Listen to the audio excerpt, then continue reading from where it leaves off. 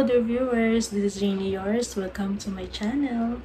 So ngayon, let's continue discovering G22. So nakita ko dito, nag-perform sila sa China na music channel.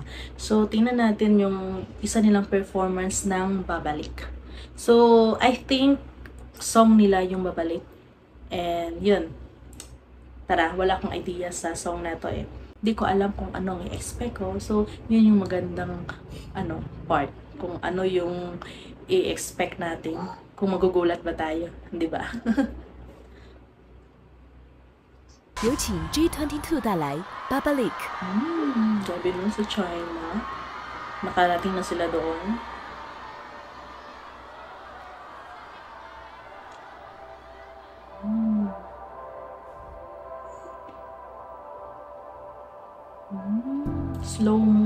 Slow ba to na song?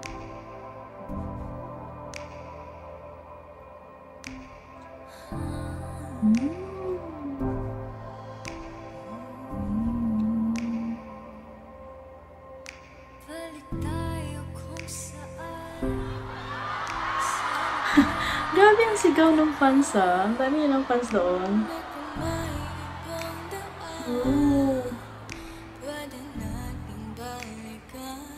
Ang ganda talaga nila, no?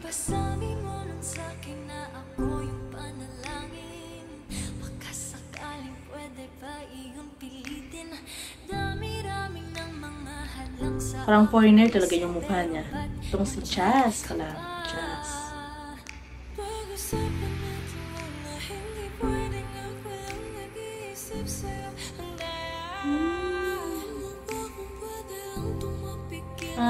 Ano talaga siya, baritone talaga yung boses ni Althea.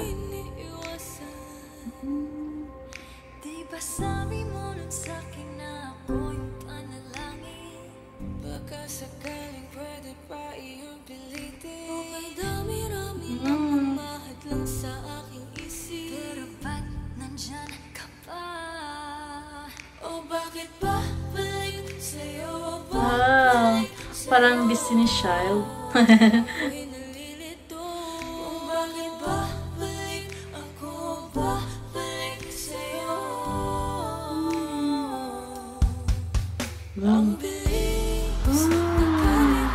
Sino yan? May twist sila.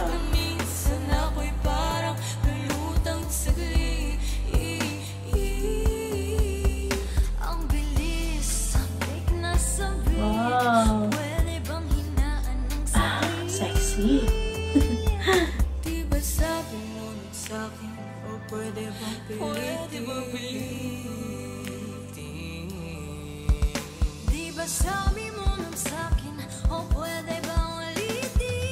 Ang ganda ng styling nila, no?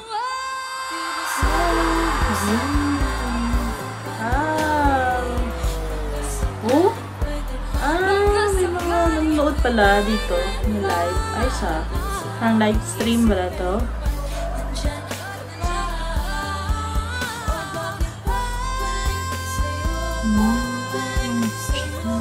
Siya tagla yung main vocal, si Jazz.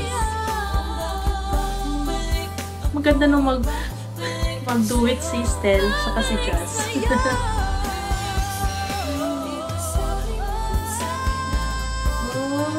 Diba? Ayan, tingnan mo nga yung mga ibang lahi, na-amaze sa boses niya.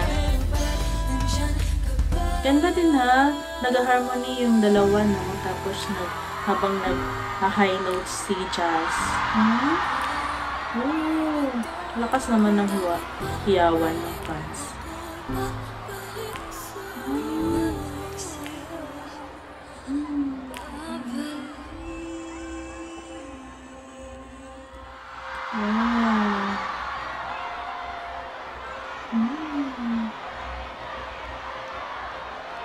Grabe naman tong performance na to, no? Yan, tingnan mo, after ng kwanta, ang cute nila, yan, dapat hindi mo talaga may expect na ganito yung performance nila, yung boses nila, diba? Very strong talaga. Yung mukha nila parang, ang sweet eh. Then, ganito pala yung boses nila no, sa ballad. Hindi mo nakalain na kayang-kaya din nilang, di ba, kumanta ng hype song, yung dance song, yung mataas din na, na beat. Yung very aggressive na performance. Akala mo, ganito lang sila eh. Pero, hindi. Magugulat ka na lang. Oh, di ba? Bakit kaya hindi ko sila nakita sa national TV dito sa Philippines? Either sa GMA, di ba? Sa Wish Bus, may performance ba sila sa Wish Bus? Di ko pa na, na-check eh. So, that's it guys for this reaction. Performance of G22 babalik. Yun. Saan kaya to nila pinerform? Sa China talaga or dito lang? 'Di ba parang may live streaming, hindi ko alam eh. So, pero kahit saan pa yan, talaga eh, talaga yung impact ng performance nila, 'di ba? Pag una mo pa lang sila mapakinggan, tagal manghuka talaga sa boses nila kasi ang ganda ng vocalization nila, 'di ba? And yun, malakas talaga yung dating nila eh. Hindi ko alam kung, or yung fandom kaya nila. Kasi nakita ko sa comment, bullet daw yung tawag sa fandom nila. Malaki na kaya yung fandom nila. No? Kailan kayo sila nag-start, nag-debut? Ganon. Yun yung curious ako eh, kung bakit ngayon ko lang sila narinig. Narinig ko lang sila nung nalaman kong may collaboration sa SB19 eh. Ganon. So, baka kulang lang yung marketing nila, strategy, yung pag-sponsor nila. Sayang kasi yung talent nila. Sana mas lalo pang naipakita ba or para ma-discover sila ng iba pang mga Pinoy at iba pang international na fans na ganito yung kalibre nila, diba? So that's it guys for this reaction. Please like this video, leave a comment, and subscribe to my channel. See you again next time. Bye-bye!